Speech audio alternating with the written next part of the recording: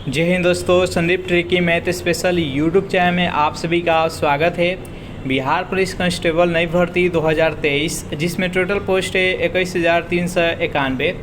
Finally इस post के लिए रिटेन एग्ज़ाम का डेट आ चुका है। 1 अक्टूबर 2023 से एग्ज़ाम आप लोग का स्टार्ट है। इस वीडियो में हम 100 महत्वपूर्ण प्रश्न देखने वाले हैं। अगर ये वीडियो आप कंप्लीटली देख लेते हैं तो यहाँ से मैक्सिमम प्रश्न आपके एग्ज़ाम में देखने को मिलेगा। तो एक भी प्रश्न आप मिस नहीं कीजिएगा, इस वीडियो को अंत तक देखने का प्रयास कीजिएगा। वीडियो स्टार्ट करते हैं और चलते हैं हम प्रश्न की तरफ। पहला प्रश्न है आपके सामने कि भारतीय राष्ट्रीय कांग्रेस के हरिपुरा अधिवेशन की अध्यक्षता निम्नलिखित में से किसने की थी? चित्तरंजन दास ने, जेपी कृपलानी ने, सुभाष चंद्र बोस ने और पंडित जवाहरलाल नेहरू ने। बताइए यहाँ पर एक नंबर प्रश्न का सही आंसर क्या है? भारतीय राष्ट्रीय कांग्रेस के हरिपुरा अधिवेशन की अध्यक्षता किसने की थी? तो एक नंबर प्रश्न का जो भी कैंडिडेट यहाँ पर ऑप्शन नंबर सी बता रहे हैं, सुभाष चंद्र बोस, बिल्कुल ही सही जवाब है। बेहद ही इंपॉर्टेंट प्रश्न है ये।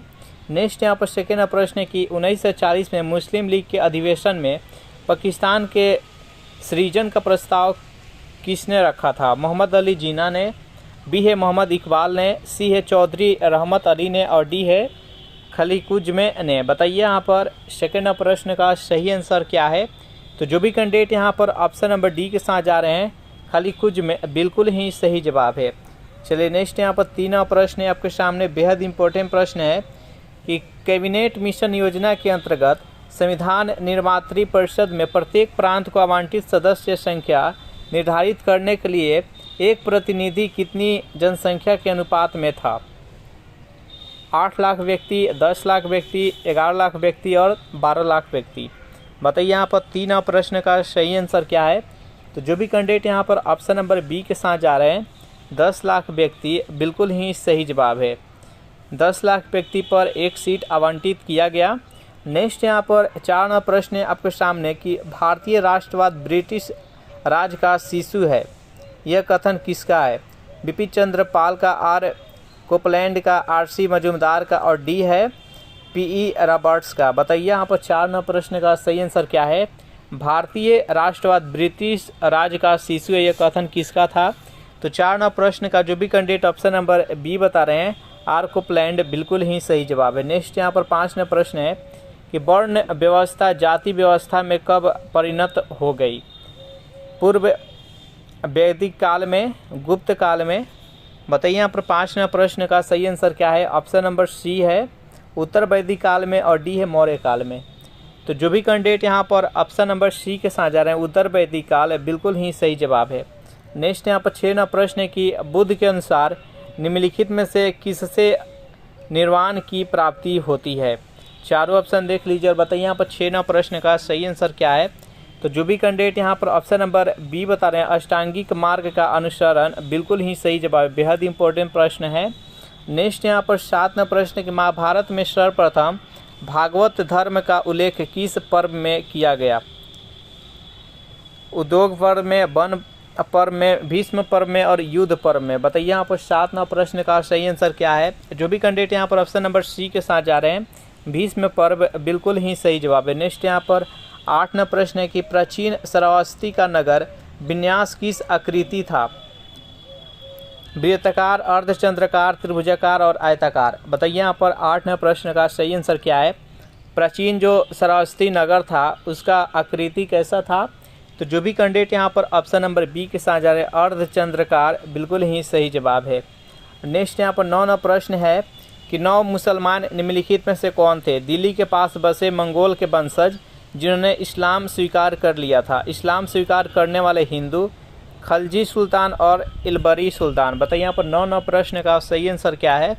तो जो भी कैंडिडेट यहाँ पर ऑप्शन नंबर ए बता रहे हैं कि दिल्ली के पास बसे मंगोल के वंशज जिन्होंने इस्लाम स्वीकार कर लिया था, यही 9 मुसलमान है। जो भी कैंडिडेट यहाँ पर ऑप्शन नंबर ए के साथ जा रहे हैं, बिल्कुल ही सही जवाब है।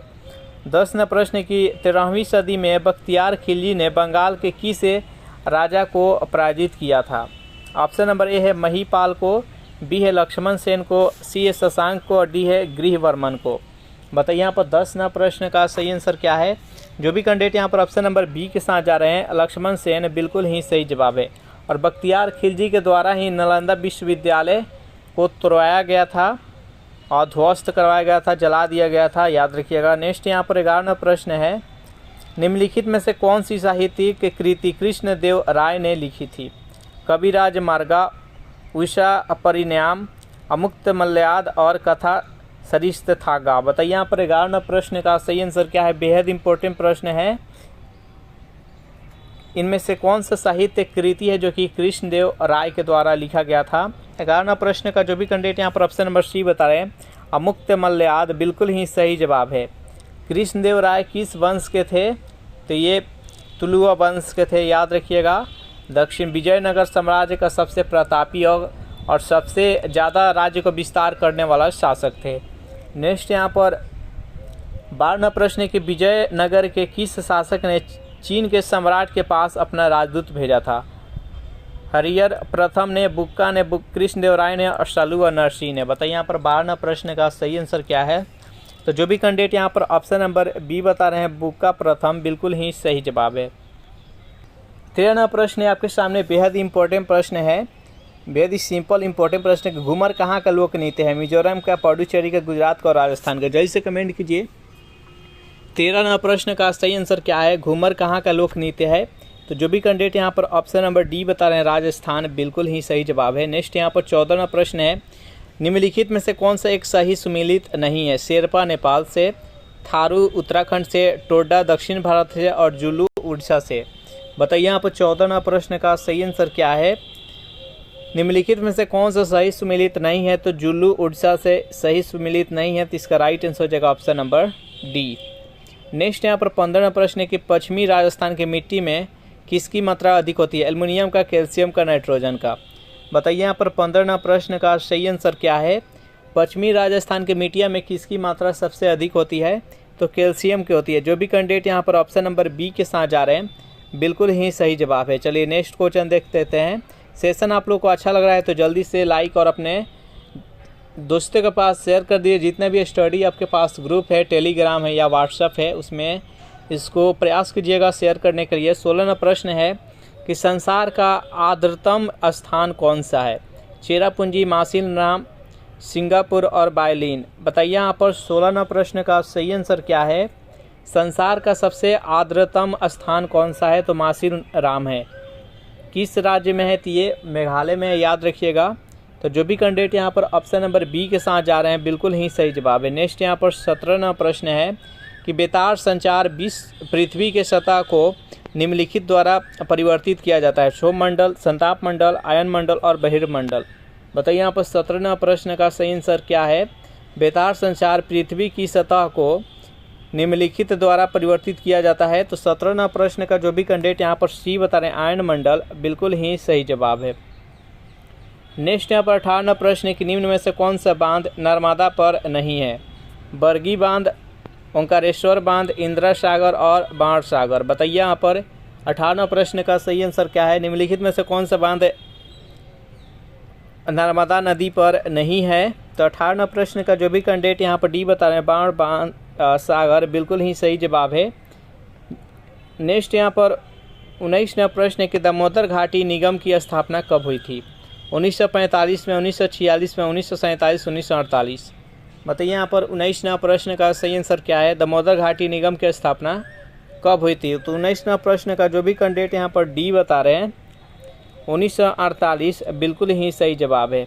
चलिए नेक्स्ट यहाँ पर 20वां प्रश्न बेहद इंपॉर्टेंट प्रश्न है कि संसार का सर्वाधिक जनसंख्या घनत्व वाला मरुस्थल कौन सा है? सहारा, गोभी, थार और कालाहारी। बताइए यहाँ पर 20वां प्रश्न का सही आंसर क्या है? संसार का सर्वाधिक जनसंख्या घनत्व वाला मरुस्थल कौन सा है? तो 20वां प्रश्न का जो भी कैंडिडेट यहाँ पर ऑप्शन नंबर सी के साथ जा रहे हैं, थार मरुस्थल, बिल्कुल ही सही जवाब है। ये कहाँ पर है? तो ये भारत में है। नेक्स्ट यहाँ पर 21वां प्रश्न है कि निम्नलिखित फसलों में से किसे हरित क्रांति का सर्वाधिक लाभ उत्पादन और उत्पादकता दोनों में हुआ? ज्वार में, मक्का में, चावल और गेहूं में। बताइए यहाँ पर 21वां प्रश्न का सही आंसर क्या है? हरित क्रांति के तहत सबसे अधिक किस फसल में उत्पादन हुआ? सबसे ज़्यादा उत्पादन में वृद्धि हुआ? तो जो भी कैंडिडेट यहाँ पर ऑप्शन नंबर डी के साथ जा रहे हैं, गेहूं बता रहे हैं, बिल्कुल ही सही जवाब है। इसका उत्पादन में 3 गुना वृद्धि हुआ था, याद रखिएगा। नेक्स्ट यहाँ पर 22वां प्रश्न है कि मानव ने में चंद्रमा पर पहला कदम कब रखा, यानी मानव के द्वारा चंद्रमा पर पहला पैर कब रखा गया था? 1953 में, 1963, 71 और 69। बताइए यहाँ पर 22 नंबर प्रश्न का सही आंसर क्या है? तो नील आर्मस्ट्रांग द्वारा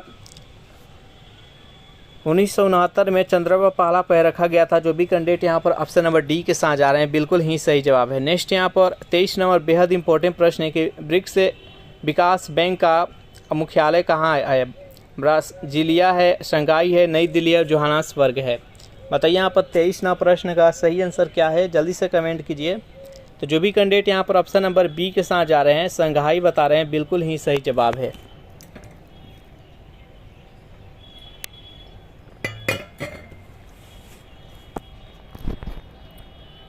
नेक्स्ट यहाँ पर 24 नंबर प्रश्न है कि दादा भाई नौरोजी ने 1867 से 1868 में भारत का प्रति व्यक्ति आय कितना बताया था? 1 रुपया, 10 रुपया, 20 रुपया और 100 रुपया। बताइए यहाँ पर 24 नंबर प्रश्न का सही आंसर क्या है? दादा भाई नौरोजी के द्वारा 1867 ईस्वी में भारत के प्रति व्यक्ति आय कितना निकाले थे, कितना बताए थे? तो 24 नंबर प्रश्न का जो भी कैंडिडेट यहाँ पर सी बता रहे हैं 20 रुपया, बिल्कुल ही सही जवाब है। नेक्स्ट यहाँ पर 25 नंबर प्रश्न है, भारत में बैंकों द्वारा प्राथमिक क्षेत्र से तात्पर्य किसको ऋण देने से है? कृषि को, लघु एवं छोटे उद्यम को, निर्बल वर्ग को और उपयुक्त सभी। बताइए यहाँ पर 25 नंबर प्रश्न का सही आंसर क्या है? तो भारत में बैंकों द्वारा प्राथमिक क्षेत्र से तात्पर्य किस को ऋण देने से है? तो कृषि को भी है, लघु एवं छोटे उद्यम को भी है, दुर्बल वर्ग को भी है, यानी उपयुक्त सभी इसका राइट आंसर हो जाएगा। जो भी कैंडिडेट यहाँ पर ऑप्शन नंबर डी के साथ जा रहे हैं बिल्कुल ही सही जवाब है। नेक्स्ट यहाँ पर 26 नंबर प्रश्न है कि केलकर समिति की सिफारिशों को ध्यान में रखते हुए कब से कोई नया क्षेत्रीय ग्रामीण बैंक स्थापित नहीं किया गया? अप्रैल 1984 से अप्रैल 1985, ऑप्शन नंबर सी है अप्रैल 1986 और अप्रैल 1987। बताइए यहाँ पर 26 नंबर प्रश्न का सही आंसर क्या है? तो जो भी कैंडिडेट यहाँ पर ऑप्शन नंबर डी बता रहे हैं अप्रैल 1987, बिल्कुल ही सही जवाब है। नेक्स्ट यहाँ पर 27 नंबर प्रश्न है कि विदेशी व्यापार का भुगतान संबंधित है आयात के गुणों से, निर्यात के गुणों से, विदेशी व्यापार गुणक से और भुगतान संतुलन से। बताइए यहाँ पर 27 नंबर प्रश्न का सही आंसर क्या है? विदेशी व्यापार का भुगतान संबंधित है, किससे संबंधित है? तो 27 नंबर प्रश्न का जो भी कैंडिडेट यहाँ पर ऑप्शन नंबर डी बता रहे हैं भुगतान संतुलन, बिल्कुल ही सही जवाब है। नेक्स्ट यहाँ पर 28 नंबर प्रश्न है कि निम्न में से कौन सा शेयर बाजार इसमें सटोरियो नहीं है? तिजरिया, मंदरिया, दलाल और स्टैग। बताइए यहाँ पर 28 नंबर प्रश्न का सही आंसर कौन सा है? निम्न में से कौन शेयर बाजार में सटोरियो नहीं है? तो 28 नंबर प्रश्न का जो भी कैंडिडेट यहाँ पर सी बता रहे हैं दलाल, बिल्कुल ही सही जवाब है। शेयर बाजार में किसी प्रकार का दलाल नहीं है, तो इसका राइट आंसर है ऑप्शन नंबर सी। नेक्स्ट यहाँ पर 29 नंबर प्रश्न कि जो व्यक्ति संसद का सदस्य नहीं है वह केंद्रीय मंत्री रह सकता है, कितने माह या वर्ष के लिए रह सकता है अगर वह व्यक्ति संसद का सदस्य नहीं है? तो बताइए 1 वर्ष, 6 माह के लिए, 3 माह के लिए और 1 माह के लिए। बताइए यहाँ पर 29 नंबर प्रश्न का सही आंसर क्या है? तो जो भी कैंडिडेट यहाँ पर ऑप्शन नंबर बी बता रहे हैं 6 माह के लिए, बिल्कुल ही सही जवाब है। नेक्स्ट यहाँ पर 30 नंबर प्रश्न है कि भाषा के आधार पर राज्यों का गठन हेतु राज्य पुनर्गठन आयोग की स्थापना कब की गई थी? 1956 में, 1856 में, 1957 और डी है 19, इनमें से कोई नहीं। बताइए यहाँ पर 30 नंबर प्रश्न का सही आंसर क्या है? तो भाषा के आधार पर राज्यों का पुनर्गठन के लिए इस आयोग का स्थापना कब हुआ था? तो 1956 में, और इस आयोग के तहत 14 राज्यों का गठन किया गया था भाषा के आधार पर। नेक्स्ट यहाँ पर 31 नंबर प्रश्न है किसी जाति तथा जनजाति को अनुसूचित जाति तथा अनुसूचित जनजाति घोषित करने हेतु शक्ति संपन्न संवैधानिक पदाधिकारी भारत के राष्ट्रपति होते हैं, भारत का प्रधानमंत्री होते हैं, समाज कल्याण मंत्री होता है, अनुसूचित जाति अनुसूचित जनजाति आयोग का अध्यक्ष होते हैं। बताइए यहाँ पर 31 नंबर प्रश्न का सही आंसर क्या है? तो जो भी कैंडिडेट यहाँ पर ऑप्शन नंबर ए बता रहे हैं भारत का राष्ट्रपति के हाथ में होता है, तो इसका राइट आंसर हो जाएगा ऑप्शन नंबर ए। चलिए नेक्स्ट क्वेश्चन है यहाँ पर 32 नंबर कि अनुच्छेद 249 के खंड 1 के अंतर्गत पारित प्रस्ताव निम्नलिखित में से किससे अधिक समय के लिए प्रवृत्त नहीं रहेगा? जल्दी से बताइए 32वां प्रश्न का सही आंसर क्या है। प्रश्न कर रहा है कि अनुच्छेद 249 के खंड 1 के अंतर्गत अगर कोई प्रस्ताव पारित किया जा रहा है तो किससे अधिक समय तक प्रवृत्त नहीं रखा जा सकता, 1 माह, 3 माह, 6 माह और 1 वर्ष। तो 32वां प्रश्न का जो भी कैंडिडेट यहाँ पर डी बता रहे हैं यानी 1 वर्ष बिल्कुल ही सही जवाब है। नेक्स्ट यहाँ पर 33वां प्रश्न है, लोकसभा के अध्यक्ष द्वारा आधिकारिक तौर पर एक राजनीतिक दल अथवा राजनीतिक दलों के गठबंधन को विपक्ष की मान्यता देने हेतु कम से कम होना चाहिए 50 सदस्य, 60 सदस्य, 80 सदस्य या लोकसभा के कुल सदस्य का 10%। बताइए यहाँ पर 33वां प्रश्न का सही आंसर क्या है। तो 33वां प्रश्न का जो भी कैंडिडेट यहाँ पर ऑप्शन नंबर डी बता रहे हैं, लोकसभा के जितने सदस्य हैं उसके 10%। इसका राइट आंसर हो जाएगा ऑप्शन नंबर डी। 34वां प्रश्न है कि संविधान के किस अनुच्छेद में यह व्यवस्था की गई है कि प्रत्येक राज्य शिक्षा के प्राथमिक स्तर पर मातृभाषा में शिक्षा की पर्याप्त सुविधाओं की व्यवस्था करने का प्रयास करेगा। चारों ऑप्शन देख लीजिए और बताइए यहाँ पर 34वां प्रश्न का सही आंसर क्या है। तो 34वां प्रश्न का जो भी कैंडिडेट यहाँ पर ऑप्शन नंबर सी बता रहे हैं, अनुच्छेद 350 के का बिल्कुल ही सही जवाब है। नेक्स्ट यहाँ पर 35वां प्रश्न है कि 1 ग्राम ईंधन के जलने से मुक्त ऊर्जा को क्या कहा जाता है। चारों ऑप्शन देख लीजिए और बताइए यहाँ पर 35वां प्रश्न का सही आंसर क्या है। 1 ग्राम ईंधन के जलने से जो मुक्त ऊष्मा होता है उसको क्या कहा जाता है। तो 35वां प्रश्न का जो भी कैंडिडेट यहाँ पर डी बता रहे हैं ऊष्मीय मान बिल्कुल ही सही जवाब है। नेक्स्ट यहाँ पर 36वां प्रश्न, निम्न में से कौन सा ऊर्ध्वपातक पदार्थ है, चीनी, नौसादर और नमक। बताइए यहाँ पर 36वां प्रश्न का सही आंसर क्या है। निम्न में से कौन सा ऊर्ध्वपातक पदार्थ है, तो नौसादर है। ऊर्ध्वपातज मतलब क्या होता है कि जब इसको हम जलाएंगे तो ठोस से डायरेक्ट गैस में हो जाएगा और गैस से डायरेक्ट यहाँ पर ठोस में हो जाएगा, उसको ऊर्ध्वपातक पदार्थ कहा जाता है। नौसादर हो गया, आयोडीन हो गया, ये सब होता है ऊर्ध्वपातक पदार्थ। नेक्स्ट क्वेश्चन देखते हैं यहाँ पर 37वां प्रश्न है कि किस अम्ल का उपयोग शीशा संचायक बैटरी में किया जाता है। सल्फ्यूरिक अम्ल, हाइड्रोक्लोरिक अम्ल, नाइट्रिक अम्ल और एसिटिक अम्ल। बताइए यहाँ पर 37वां प्रश्न का सही आंसर क्या है। किस अम्ल का प्रयोग शीशा संचायक बैटरी में किया जाता है। तो सल्फ्यूरिक अम्ल का H2SO4। जो भी कैंडिडेट यहाँ पर ऑप्शन नंबर ए के साथ जा रहे हैं बिल्कुल ही सही जवाब है। नेक्स्ट यहाँ पर 38वां प्रश्न है कि बरसात के दिनों में चमड़े पर उगने वाले कवक होता है। चारों ऑप्शन देख लीजिए और बताइए यहाँ पर 38वां प्रश्न का सही आंसर क्या है। बरसात के दिनों में चमड़े पर उगने वाला कवक होता है, कौन सा होता है। तो 38वां प्रश्न का जो भी कैंडिडेट यहाँ पर सी बता रहे हैं यानी पेनिसिलियम बिल्कुल ही सही जवाब है। नेक्स्ट यहाँ पर 39वां प्रश्न है कि किण्वन प्रक्रिया द्वारा उत्पादित पहला विटामिन कौन सा था। Vitamin C, vitamin A, vitamin B12 और विटामिन डी। बताइए यहाँ पर 39वां प्रश्न का सही आंसर क्या है। किण्वन प्रक्रिया द्वारा उत्पादित पहला विटामिन कौन सा है। तो 39वां प्रश्न का जो भी कैंडिडेट यहाँ पर ए बता रहे हैं विटामिन सी बिल्कुल ही सही जवाब है। नेक्स्ट यहाँ पर 40वां प्रश्न की जेली बनाने हेतु निम्नलिखित में से कौन सा फल सर्वाधिक उपयुक्त है। आम, पपीता, अमरूद और कैथ। बताइए यहाँ पर 40वां प्रश्न का सही आंसर क्या है। जेली बनाने हेतु निम्न में से कौन सा फल सर्वाधिक उपयुक्त है। तो 40वां प्रश्न का जो भी कैंडिडेट यहाँ पर सी बता रहे हैं अमरूद बिल्कुल ही सही जवाब है। नेक्स्ट यहाँ पर 41वां प्रश्न है कि रासायनिक रूप में सूखी बर्फ़ क्या है। एक ठोस सल्फर डाइऑक्साइड है, अशुद्ध जल से बनी बर्फ़ है, बर्फ़ का साधारण नमक मिश्रण है, ठोस कार्बन डाइऑक्साइड है। बताइए यहाँ पर 41वां प्रश्न का सही आंसर क्या है। रासायनिक रूप से जो सूखी बर्फ़ होता है उसको क्या बोलते हैं। तो ठोस कार्बन डाइऑक्साइड बोलते हैं। जो भी कैंडिडेट यहाँ पर ऑप्शन नंबर डी के साथ जा रहे हैं बिल्कुल ही सही जवाब है।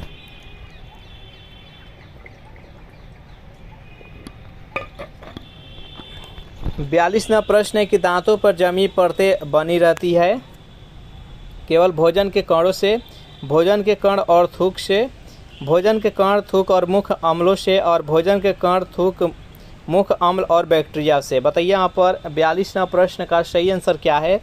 तो इसका राइट आंसर हो जाएगा ऑप्शन नंबर डी, भोजन के कण, थूक, मुख अम्ल और बैक्टीरिया ये सभी से बना रहता है, क्या बना रहता है? तो दांतों पर जमी परतें। इसका राइट आंसर हो जाएगा ऑप्शन नंबर डी। नेक्स्ट यहाँ पर 43वां प्रश्न है आपके सामने कि स्वर्णकारों द्वारा प्रयोग में आने वाला एक्वारेजिया निम्न में से मिलकर बनाया जाता है। यानी जो सुनार होता है उसके पास एक्वारेजिया होता है, तो जो एक्वारेजिया बनाया जाता है किसके किसके मिलाकर बनाया जाता है? नाइट्रिक अम्ल और सल्फ्यूरिक अम्ल को, नाइट्रिक अम्ल, हाइड्रोक्लोरिक अम्ल, सल्फ्यूरिक अम्ल, हाइड्रोक्लोरिक अम्ल, सिट्रिक अम्ल और बेंजोइक अम्ल। मतलब यहाँ पर 43वां प्रश्न का सही आंसर क्या है? तो जो एक्वारेजिया होता है नाइट्रिक अम्ल तथा हाइड्रोक्लोरिक अम्ल का मिक्स रहता है, तो इसका राइट आंसर है ऑप्शन नंबर बी। नेक्स्ट यहाँ पर 44वां प्रश्न है कि विद्युत उपकरणों में अर्थ उपयोग होता है खर्च को कम करने के लिए, क्योंकि उपकरण 3 फेज में काम करते हैं, सुरक्षा के लिए और फ्यूज के रूप में। बताइए यहाँ पर 44वां प्रश्न का सही आंसर क्या है? तो जो विद्युत उपकरण होता है उसमें अर्थ यानी अर्थिंग बोलते हैं जिसको पृथ्वी के अंदर लगा रहता है, तो इसका उपयोग क्यों करते हैं? तो सुरक्षा के लिए करते हैं। जो भी कैंडिडेट यहाँ पर ऑप्शन नंबर सी के साथ जा रहे हैं बिल्कुल ही सही जवाब। 45वां प्रश्न है आपके सामने, बेहद इंपॉर्टेंट प्रश्न है कि रॉकेट किस सिद्धांत पर कार्य करता है? न्यूटन का तृतीय नियम, न्यूटन का प्रथम नियम, न्यूटन का द्वितीय नियम और आर्किमिडीज का सिद्धांत। बताइए यहाँ पर 45वां प्रश्न का सही आंसर क्या है? रॉकेट किस सिद्धांत पर कार्य करता है? जल्दी से कमेंट कीजिए। 45वां प्रश्न का जो भी कैंडिडेट यहाँ पर ऑप्शन नंबर ए बता रहे हैं, रॉकेट जो होता है न्यूटन का तृतीय नियम पर कार्य करता है। इसका right answer option number A. Rocket पीछे की तरफ धक्का देता है और आगे की तरफ बढ़ता है, ये न्यूटन का तृतीय नियम है। इसका राइट आंसर है ऑप्शन नंबर ए। नेक्स्ट यहाँ पर 46वां प्रश्न है कि हाइड्रोजन से भरा रबर का गुब्बारा वायु में ऊपर जाकर फट जाता है, क्योंकि हाइड्रोजन का भार बढ़ जाता है, वायु दाब बढ़ जाता है, हाइड्रोजन का दाब घट जाता है, वायु दाब घट जाता है। बताइए यहाँ पर 46वां प्रश्न का सही आंसर क्या है? तो 46वां प्रश्न का जो भी कैंडिडेट यहाँ पर ऑप्शन नंबर डी बता रहे हैं, वायु दाब ऊपर जाने पर घट जाता है। इसका राइट आंसर है ऑप्शन नंबर डी। नेक्स्ट यहाँ पर 47वां प्रश्न है कि किस राज्य को पहले नेफा के रूप में जाना जाता था? नागालैंड को, मणिपुर को और अरुणाचल प्रदेश को। बताइए यहाँ पर 47वां प्रश्न का सही आंसर क्या है? निम्न में से किस राज्य को पहले नेफा के नाम से जाना जाता था? तो जो भी कैंडिडेट यहाँ पर ऑप्शन नंबर सी बता रहे हैं, अरुणाचल प्रदेश, बिल्कुल ही सही जवाब है। नेक्स्ट क्वेश्चन है आपके सामने 48वां प्रश्न है, लुफ्थहांसा किस देश की विमान सेवा है? जापान का, जर्मनी का, फ्रांस का और इटली का। बताइए यहाँ पर 48वां प्रश्न का सही आंसर क्या है? लुफ्थहांसा किस देश की विमान सेवा है? जो भी कैंडिडेट ऑप्शन नंबर बी बता रहे हैं, जर्मनी, बिल्कुल ही सही जवाब है। नेक्स्ट यहाँ पर 49वां प्रश्न है कि मैला आंचल किसकी उत्कृष्ट रचना है? महादेवी वर्मा का, सुभाद्रा कुमारी चौहान का, हजारी प्रसाद द्विवेदी का और फणीश्वर नाथ रेणु का। बताइए यहाँ पर 49वां प्रश्न का सही आंसर क्या है? मैला आंचल किसकी उत्कृष्ट रचना है? तो 49वां प्रश्न का जो भी कैंडिडेट यहाँ पर डी बता रहे हैं, फणीश्वर नाथ रेणु, बिल्कुल ही सही जवाब है। चलिए नेक्स्ट यहाँ पर 50वां प्रश्न देख लेते हैं, किसकी मृत्यु के बाद से शहीद दिवस मनाया जाता है? पंडित जवाहरलाल नेहरू, महात्मा गांधी, लाल बहादुर शास्त्री और इंदिरा गांधी। बताइए यहाँ पर 50वां प्रश्न का सही आंसर क्या है? किसकी मृत्यु के पश्चात शहीद दिवस के रूप में मनाया जाता है? तो 30 जनवरी 1948 ईस्वी को महात्मा गांधी का देहांत हुआ और उन्हीं के देहांत के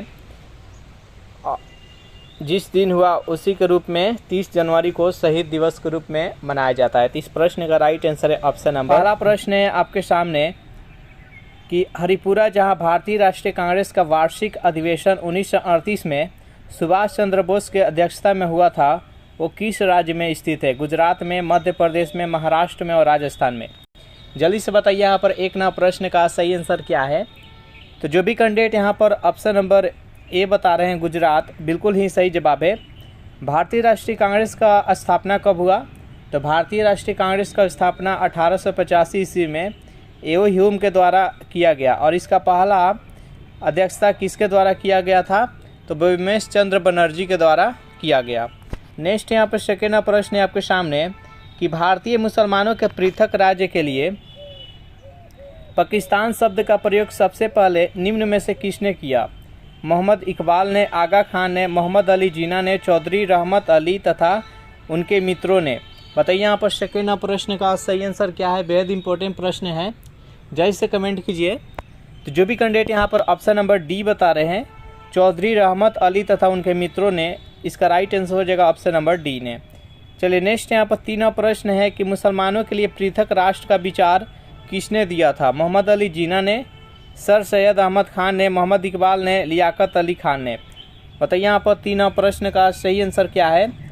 तो जो भी कैंडिडेट यहाँ पर ऑप्शन नंबर सी के साथ जा रहे हैं, मोहम्मद इकबाल ने, बिल्कुल ही सही जवाब है।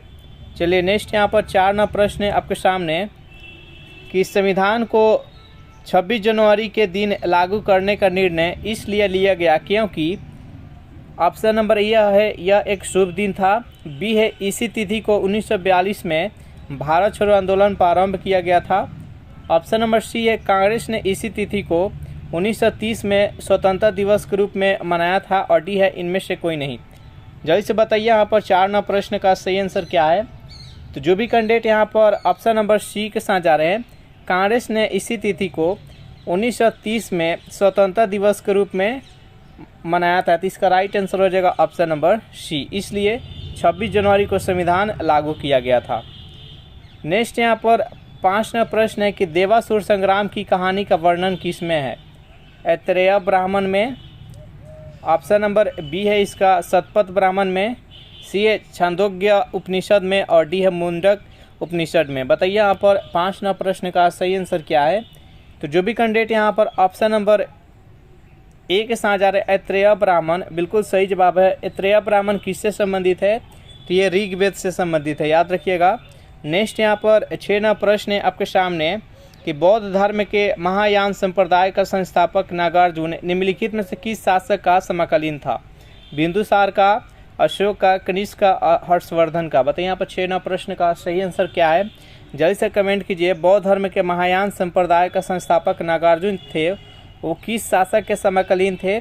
तो जो भी कैंडिडेट यहाँ पर ऑप्शन नंबर सी के साथ जा रहे हैं, बिंदुसार बता रहे हैं, बिल्कुल ही सही जवाब है। बिंदुसार किसके पिता थे? तो सम्राट अशोक के पिता कौन थे? तो बिंदुसार थे। और बिंदुसार किसके पुत्र थे? तो चंद्रगुप्त मौर्य का। नेक्स्ट यहाँ पर 7वां प्रश्न है कि अर्धनारीश्वर मूर्ति में आधा शिव तथा आधा पार्वती किसका प्रतीक है? पुरुष तथा नारी का योग का, देवता तथा देवी का योग का, सी है देव और उसकी सती का योग का, और डी है उपयुक्त में से किसी नहीं, कोई नहीं। बताइए यहाँ पर 7वां प्रश्न का सही आंसर क्या है? तो जो भी कैंडिडेट यहाँ पर ऑप्शन नंबर सी बता रहे हैं, देव तथा उसकी शक्ति का योग, बिल्कुल ही सही जवाब है। इस प्रश्न का राइट आंसर है ऑप्शन नंबर सी। चलिए नेक्स्ट क्वेश्चन देखते हैं। 8वां प्रश्न है कि इनमें से कौन सा बौद्ध स्तूप मौलिक रूप से ईंट पर अशोक द्वारा बनाया गया? सांची स्तूप, भरहुत स्तूप, अमरावती स्तूप और नालंदा स्तूप। बताइए 8वां प्रश्न का सही आंसर क्या है? तो जो भी कैंडिडेट यहाँ पर ऑप्शन नंबर ए के साथ जा रहे हैं, बिल्कुल ही सही जवाब है सांची स्तूप। नेक्स्ट यहाँ पर 9वां प्रश्न है कि दिल्ली के सुल्तान का पद संभालने से पहले बलबन किस सुल्तान का प्रधानमंत्री था? नसीरुद्दीन मोहम्मद, कुतुबुद्दीन ऐबक, बहराम शाह और आराम शाह। बताइए यहाँ पर 9वां प्रश्न का सही आंसर क्या है? जल्दी से कमेंट कीजिए। तो 9वां प्रश्न का जो भी कैंडिडेट यहाँ पर ऑप्शन नंबर ए के साथ जा रहे हैं, नसीरुद्दीन मोहम्मद, बिल्कुल ही सही जवाब है। देखिए यहाँ पर जो नसीरुद्दीन मोहम्मद था, ये कब से कब तक शासन किए थे? तो ये 1246 से लेकर 1266 ईस्वी तक ये शासन किए थे। और ये बलबन अपने पुत्री का विवाह किनसे किए थे? तो नसीरुद्दीन मोहम्मद से। और नसीरुद्दीन मोहम्मद ने बलबन को उल्लू खां के उपाधि प्रदान किए थे, याद रखिएगा। और बलबन के द्वारा एक त्यौहार शुरू किया गया था जिसका नाम है नौरोज, जो कि पारसियों का पहला दिन नव वर्ष के रूप में मनाते थे पारसियों के द्वारा। और जो इल्तुतमिश के द्वारा चहलगानी यानी 40 से दासों का जो समूह का गठन किया गया था, उसको किसने समाप्त किया था? तो बलबन ने। कुतुबुद्दीन ऐबक है जो कि गुलाम वंश के संस्थापक के रूप में माना जाता है, लेकिन वास्तविक संस्थापक किसे माना जाता है? तो गुलाम वंश का वास्तविक संस्थापक इल्तुतमिश को माना जाता है। बहराम शाह थे जो कि राजिया सुल्तान के बाद राजगद्दी पर बैठे थे, बहराम शाह। आराम शाह थे जो कि कुतुबुद्दीन ऐबक का पुत्र थे और कुतुबुद्दीन के बाद से 8 माह के लिए शासन संभाले थे। फिर इसे आराम शाह को मारकर इल्तुतमिश जो कि 1211 ईस्वी में शासन संभाला था। नेक्स्ट यहाँ पर 10 नंबर प्रश्न है, पुरंदर की संधि शिवाजी ने कब और किसके साथ की थी? ऑप्शन नंबर ए है 1645 में। चारों ऑप्शन देख लीजिए और जल्दी से बताइए इस प्रश्न का सही आंसर क्या है। पुरंदर की संधि शिवाजी के द्वारा कब और किसके साथ किया गया था? तो 1665 ईस्वी में राजा जय सिंह के साथ किए थे पुरंदर का संधि। तो जो भी कैंडिडेट यहाँ पर ऑप्शन नंबर डी के साथ जा रहे हैं बिल्कुल ही सही जवाब है। नेक्स्ट यहाँ पर 11वां प्रश्न है, बेहद इंपॉर्टेंट प्रश्न है कि किसने गुरिल्ला युद्ध के तरीकों की शुरुआत की थी? बाबर ने, अकबर ने, शिवाजी ने और बाजीराव पेशवा ने। बताइए यहाँ पर 11वां प्रश्न का सही आंसर क्या है। किसने गुरिल्ला युद्ध के तरीका को शुरू किया था? तो शिवाजी के द्वारा। जो भी कैंडिडेट यहाँ पर ऑप्शन नंबर सी बता रहे हैं बिल्कुल ही सही जवाब है। नेक्स्ट यहाँ पर 12वां प्रश्न है कि किस जाट नेता ने अकबर की कब्र को लूटा था? राजा राम ने, चूड़ामल ने, गोकुल ने और डी है इनमें से कोई नहीं। बताइए यहाँ पर 12वां प्रश्न का सही आंसर क्या है। किस जाट नेता ने अकबर के कब्र को लूटा था? तो जो भी कैंडिडेट यहाँ पर ऑप्शन नंबर ए के साथ जा रहे हैं राजा राम, बिल्कुल ही सही जवाब है। नेक्स्ट यहाँ पर 13वां प्रश्न है आपके सामने कि 10 डिग्री चैनल पृथक करता है अंडमान को निकोबार द्वीप से, अंडमान को म्यांमार से और सी है भारत को श्रीलंका से और लक्षद्वीप को मालदीव से। बताइए यहाँ पर 13वां प्रश्न का सही आंसर क्या है। 10 डिग्री चैनल किसको पृथक करता है? तो अंडमान को निकोबार द्वीप से। जो भी कैंडिडेट यहाँ पर ऑप्शन नंबर ए के साथ जा रहे हैं बिल्कुल ही सही जवाब है। सेशन आप लोग को अच्छा लग रहा है तो जल्दी से वीडियो को लाइक कर दीजिए, अपने दोस्तों के पास शेयर कर दीजिए। जो भी कैंडिडेट अभी तक इस चैनल को सब्सक्राइब नहीं किए होंगे तो फटाफट इस चैनल को सब्सक्राइब कर लीजिए और जरूर कमेंट करके बताइए कि सेशन आप लोग को कैसा लग रहा है। चलिए नेक्स्ट यहाँ पर 14वां प्रश्न है आपके सामने कि चिल्का झील जहाँ स्थित है वह है कर्नाटक तट, मालाबार तट, कोंकण तट और उत्तरी सरकार तट। बताइए यहाँ पर 14वां प्रश्न का सही आंसर क्या है। चिल्का झील जहाँ स्थित है वह उस तट किस तट पर स्थित है आपको बताना है, जल्दी से कमेंट कीजिए। तो देखिए चिल्का झील तो पहला तो ये उड़ीसा में स्थित है और ये उत्तरी सरकार तट में स्थित है। जो भी कैंडिडेट यहाँ पर ऑप्शन नंबर डी के साथ जा रहे हैं बिल्कुल ही सही जवाब है। उत्तरी सरकार तट कहाँ से कहाँ तक है? तो ये उड़ीसा से लेकर और पश्चिम बंगाल तक उत्तरी सरकार तट है जिसको डेल्टाई क्षेत्र भी कहा जाता है। कोंकण तट है ये महाराष्ट्र से लेकर और कर्नाटक तक है कोंकण तट। उसके बाद से मालाबार है जो कि कर्नाटक से लेकर केरल तक है और एक कोरोमंडल है जो कि तमिलनाडु से लेकर आंध्र प्रदेश तक है, वो कोरोमंडल है। चलिए नेक्स्ट यहाँ पर 15वां प्रश्न है कि हीरोइन प्राप्त होता है भांग से, अफीम, पोस्ता से, तंबाकू से और सुपारी से। बताइए यहाँ पर 15वां प्रश्न का सही आंसर क्या है। हीरोइन प्राप्त होता है, जल्दी से कमेंट कीजिए 15वां प्रश्न का सही आंसर क्या है। तो जो भी कैंडिडेट यहाँ पर ऑप्शन नंबर बी बता रहे हैं अफीम पोस्ता से, राइट आंसर हो जाएगा ऑप्शन नंबर बी। चलिए नेक्स्ट यहाँ पर 16वां प्रश्न है कि किस प्रजाति के सदस्यों की संख्या सर्वाधिक है। ऑप्शन नंबर ए है निग्रोयड, बी है मंगोलियाड, सी है ऑस्ट्रेलियाड और डी है काकेशियाई। बताइए यहाँ पर इस प्रश्न का सही आंसर क्या है। किस प्रजाति का जनसंख्या सबसे अधिक है? तो जो भी कैंडिडेट यहाँ पर 16वां प्रश्न का ऑप्शन नंबर डी के साथ जा रहे हैं काकेशियाई, बिल्कुल ही सही जवाब, इसका राइट आंसर हो जाएगा ऑप्शन नंबर डी। चलिए नेक्स्ट यहाँ पर 17वां प्रश्न है आपके सामने, बेहद इंपॉर्टेंट प्रश्न है, जल्दी से इसका आंसर दीजिए कि ओकारेश्वर परियोजना निम्नलिखित नदियों में से किस एक से संबद्ध है? चंबल से, नर्मदा से, ताप्ती से और भीमा से। बताइए यहाँ पर 17वां प्रश्न का सही आंसर क्या है। ओंकारेश्वर परियोजना किस नदी से संबद्ध है, जल्दी से कमेंट कीजिए। तो 17वां प्रश्न का जो भी कैंडिडेट यहाँ पर ऑप्शन नंबर बी बताए नर्मदा नदी, बिल्कुल ही सही जवाब है। नेक्स्ट यहाँ पर 18वां प्रश्न है कि हरित क्रांति संबंधित है। हरित क्रांति किससे संबंधित है? मोटे अनाज के उत्पादन से, दलहन उत्पादन से, गेहूं उत्पादन से, तिलहन उत्पादन से। बताइए यहाँ पर 18वां प्रश्न का सही आंसर क्या है। तो हरित क्रांति का संबंध किससे है? तो गेहूं उत्पादन से। जो भी कैंडिडेट यहाँ पर ऑप्शन नंबर सी के साथ जा रहे हैं बिल्कुल ही सही जवाब है। नेक्स्ट यहाँ पर 19वां प्रश्न है कि ज्वालामुखी उदार नहीं होते हैं बाल्टिक सागर में, काला सागर में, कैरिबियन सागर में और कैस्पियन सागर में। बताइए यहाँ पर 19वां प्रश्न का सही आंसर क्या है। ज्वालामुखी उदार नहीं होता है, किस सागर में ज्वालामुखी उत्पन्न नहीं होते हैं? तो 19वां प्रश्न का जो भी कैंडिडेट यहाँ पर ए बता रहे हैं बाल्टिक सागर, बिल्कुल ही सही जवाब है। चलिए नेक्स्ट यहाँ पर 20वां प्रश्न है आपके सामने, बेहद इंपॉर्टेंट प्रश्न है कि प्रथम भारतीय नारी जो एवरेस्ट शिखर पर चढ़ने में सफल हुई थी, बिछेंद्री पाल, डिक्की डोलमा, संतोष यादव और पीटी उषा।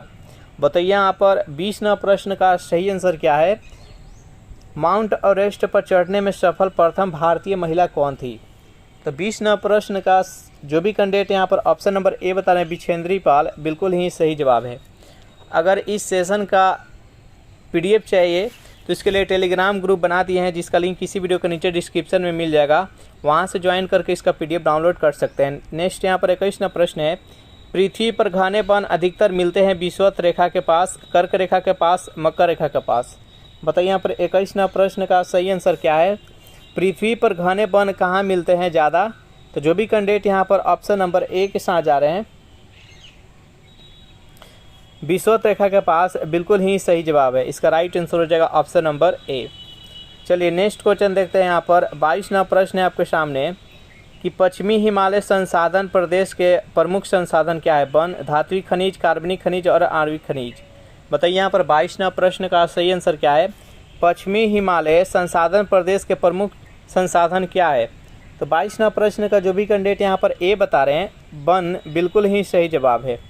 चलिए नेक्स्ट यहाँ पर 23वां प्रश्न आपके सामने, जल्दी से इसका आंसर दीजिए कि संसद में बजट संबंधित प्रक्रिया के विषय में मांग की राशि को घटाकर 1 रुपया करना है को क्या कहा जाता है। आर्थिक कटौती प्रस्ताव, नीतिगत कटौती प्रस्ताव, आधारभूत कटौती प्रस्ताव और सांकेतिक कटौती प्रस्ताव। बताइए यहाँ पर 23वां प्रश्न का सही आंसर क्या है, जल्दी से कमेंट कीजिए। तो 23वां प्रश्न का जो भी कैंडिडेट यहाँ पर ऑप्शन नंबर बी बता रहे हैं, नीतिगत कटौती प्रस्ताव, बिल्कुल ही सही जवाब है। नेक्स्ट यहाँ पर 24वां प्रश्न आपके सामने, निम्नलिखित में से कौन सा भारत में मुद्रास्फीति के प्राकलन का सबसे प्रचलित माप है। मूल्य सूचकांक, थोक मूल्य सूचकांक, उपभोक्ता मूल्य सूचकांक और औद्योगिक वस्तुओं का मूल्य सूचकांक। बताइए यहाँ पर 24वां प्रश्न का सही आंसर क्या है, जल्दी से कमेंट कीजिए। तो जो भी कैंडिडेट यहाँ पर ऑप्शन नंबर बी बताया, थोक मूल्य सूचकांक, बिल्कुल ही सही जवाब है। नेक्स्ट यहाँ पर 25वां प्रश्न है कि भारत में ट्रेजरी बिल बेचे जाते हैं भारतीय रिजर्व बैंक के द्वारा, राज्य सरकार के द्वारा, व्यापारिक बैंकों के द्वारा और सेबी के द्वारा। बताइए यहाँ पर 25वां प्रश्न का सही आंसर क्या है। भारत में ट्रेजरी बिल बेचे जाते हैं, किसके द्वारा बेचे जाते हैं। तो 25वां प्रश्न का जो भी कैंडिडेट यहाँ पर ए बता रहे हैं, भारतीय रिजर्व बैंक के द्वारा, बिल्कुल ही सही जवाब है। नेक्स्ट यहाँ पर 26वां प्रश्न है कि निम्नलिखित में से कौन सा एक सेज यानी विशेष आर्थिक क्षेत्र का उद्देश्य नहीं है। अतिरिक्त रोजगार अवसरों का चयन, नवीन तकनीकों का प्रयोग, अतिरिक्त आर्थिक क्रियाकलापों का सृजन और डी है विदेशी निवेश को हतोत्साहित करना। बताइए यहाँ पर 26वां प्रश्न का सही आंसर क्या है। तो जो भी कैंडिडेट यहाँ पर डी बता रहे हैं, विदेशी निवेश को हतोत्साहित करना, बिल्कुल ही सही जवाब है। चलिए नेक्स्ट यहाँ पर 27वां प्रश्न है कि क्रेता का बाजार कहलाता है जहाँ मांग से पूर्ति अधिक होती है। ऑप्शन नंबर इसका बी है कि पूर्ति से मांग अधिक होती है, पूर्ति और मांग दोनों बराबर होती है, और डी है उपयुक्त में से कोई नहीं। बताइए यहाँ पर 27वां प्रश्न का सही आंसर क्या है। तो जो भी कैंडिडेट यहाँ पर ऑप्शन नंबर ए के साथ जा रहे हैं, मांग से पूर्ति अधिक होती है, इसका राइट आंसर हो जाएगा ऑप्शन नंबर ए। चलिए नेक्स्ट यहाँ पर 28वां प्रश्न है आपके सामने कि भारत में जनसंख्या घनत्व निरंतर बढ़ा है, लगभग स्थिर रहा है, कुछ कम हुआ है, पहले बढ़ा फिर 1991 के पश्चात घटा।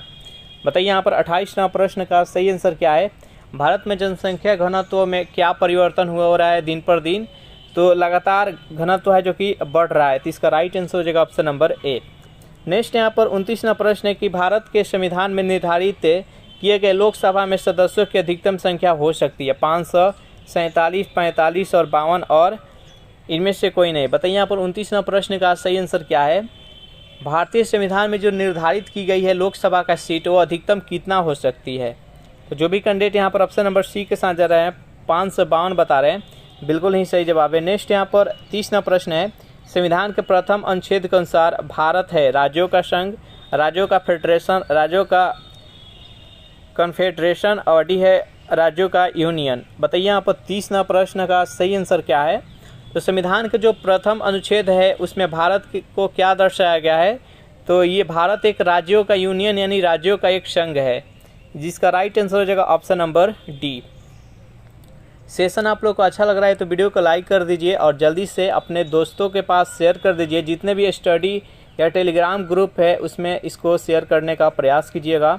नेक्स्ट यहाँ पर 31वां प्रश्न है, संविधान के किस अनुच्छेद के द्वारा पृथक अनुसूचित जनजाति आयोग का गठन किया गया?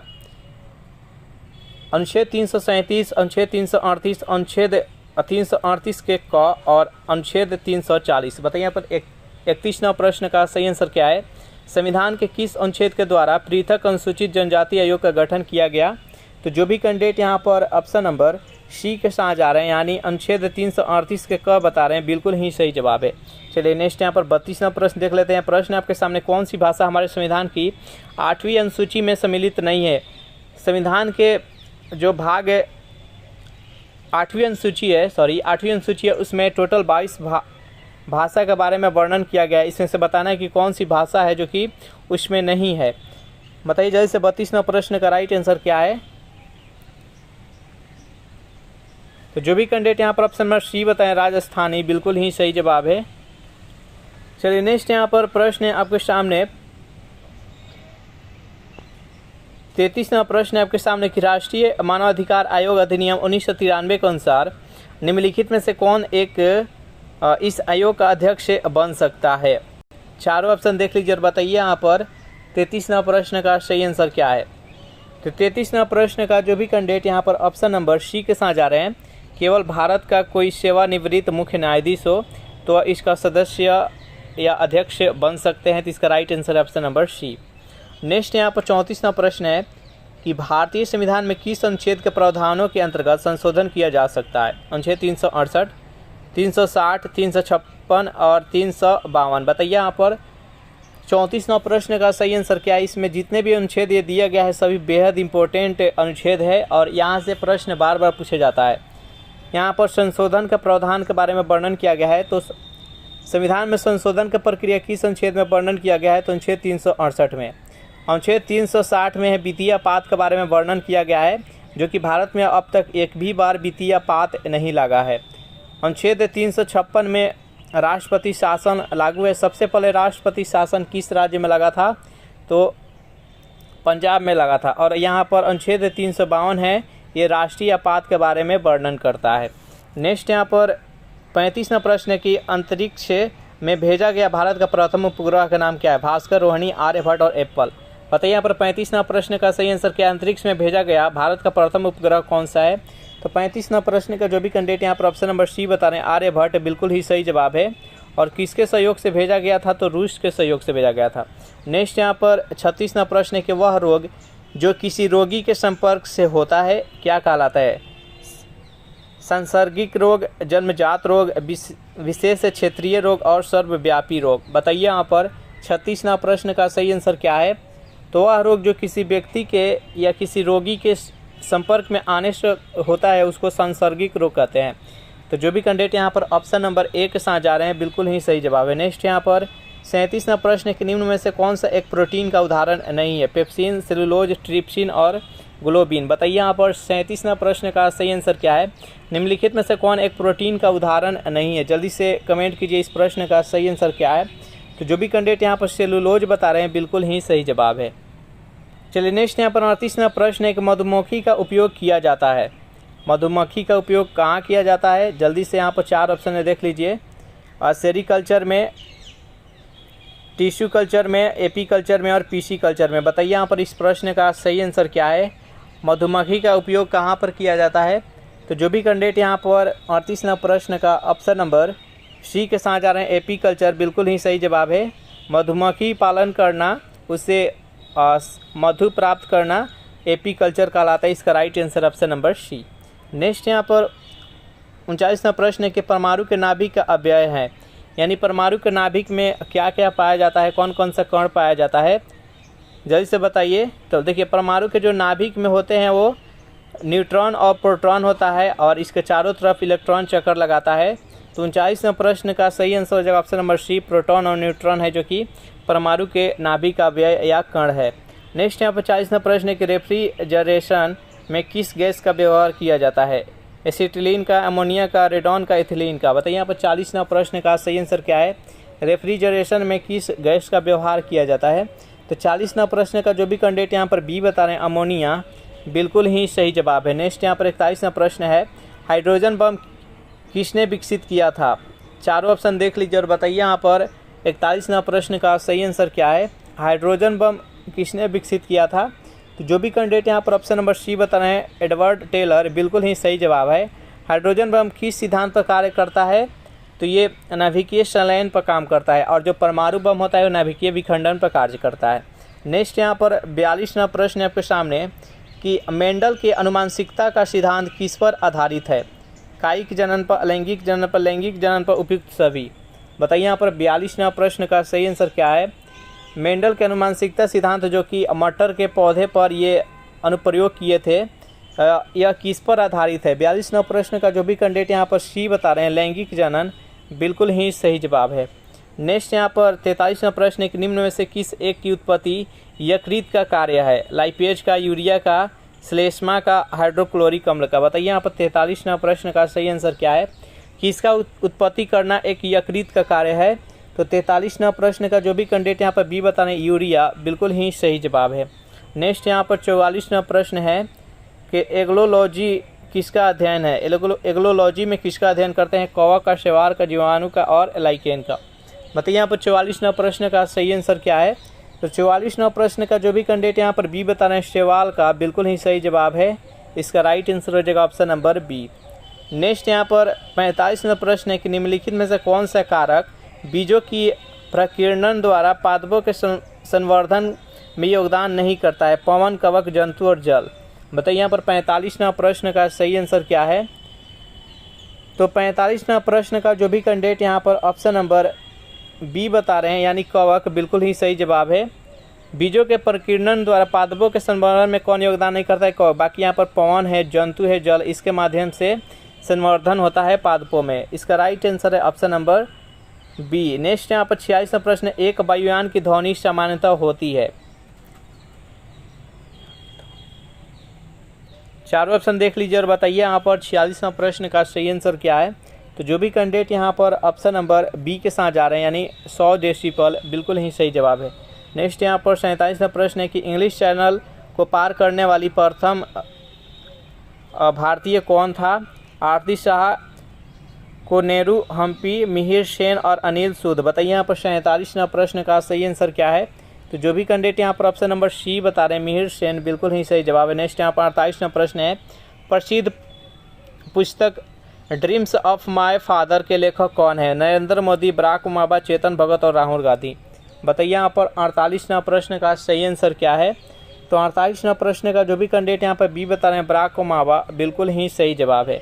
नेक्स्ट यहाँ पर 49वां प्रश्न है कि पूर्वोत्तर सीमांत रेलवे का मुख्यालय कहाँ अवस्थित है? यहाँ पर पूछा गया है पूर्वोत्तर सीमांत रेलवे। जल्दी से बताइए यहाँ पर 49वां प्रश्न का सही आंसर क्या है। हाजीपुर। ऑप्शन नंबर इसका बी है सोनपुर, मालीगांव और जबलपुर। बताइए यहाँ पर 49वां प्रश्न का सही आंसर क्या है। तो इसका राइट आंसर हो जाएगा ऑप्शन नंबर सी, मालीगांव। चलिए नेक्स्ट यहाँ पर 50वां प्रश्न है कि कवि इकबाल जिन्होंने सारे जहाँ से अच्छा हिंदुस्तान हमारा लिखा, भारत के किस स्थान से संबंधित है? दिल्ली से, उत्तर प्रदेश से, पंजाब से और हैदराबाद से। बताइए यहाँ पर 50वां प्रश्न का सही आंसर क्या है।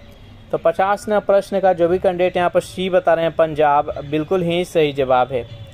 तो इस प्रकार से सेशन यहीं पर समाप्त हो रहा है। ये सेशन आप लोग को कैसा लगा जरूर कमेंट करके बताइएगा। सेशन आप लोग को अच्छा लगा हो तो वीडियो को लाइक कर दीजिए, अपने दोस्तों के पास शेयर कर दीजिए, और जो भी कैंडिडेट अभी तक इस चैनल को सब्सक्राइब नहीं किए होंगे तो फटाफट इस चैनल को भी सब्सक्राइब कर लीजिएगा। Thanks for watching this video. मिलते हैं नेक्स्ट वीडियो में।